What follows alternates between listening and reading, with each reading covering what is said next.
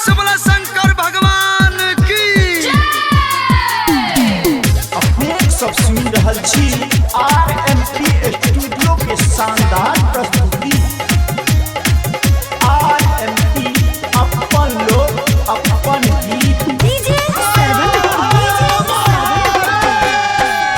चढ़त सबन देव घर जाइबै, चढ़त सबन देव घर जाइबै, देव घर जाइबै, बाबा भोला पर जलवा ढारी अइबै, बाबा भोला पर जलवा ढारी अइबै, कवरिया बनबै कवर उठैबै, कवरिया बनबै कवर उठैबै, कवर उठैबै, बाबा बैजू पर जलवा ढारी अइबै, बाबा बैजू पर जलवा ढारी अइबै, बाबा बैजू पर जलवा ढारी अइबै, बाबा बैजू पर जलवा ढारी अइबै।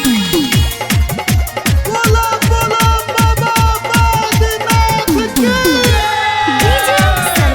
डीजे सरवन गेरुआ कलर के पेनबै साड़िया, बोल बम बोलते चलबै डगरिया, गेरुआ कलर के पेनबै साड़िया, बोल बम बोलते चलबै डगरिया, हरदम शिव शंकर जपबै, हरदम शिव शंकर जपबै, शंकर जपबै, बाबा भोला पर जलवा ढारी अइबै, बाबा बैजू पर जलवा ढारी अइबै, जलवा ढारी अइबै, बाबा बैजू पर जलवा ढारी अइबै। बाबा कपिलेश्वरनाथ की। डीजे सरवन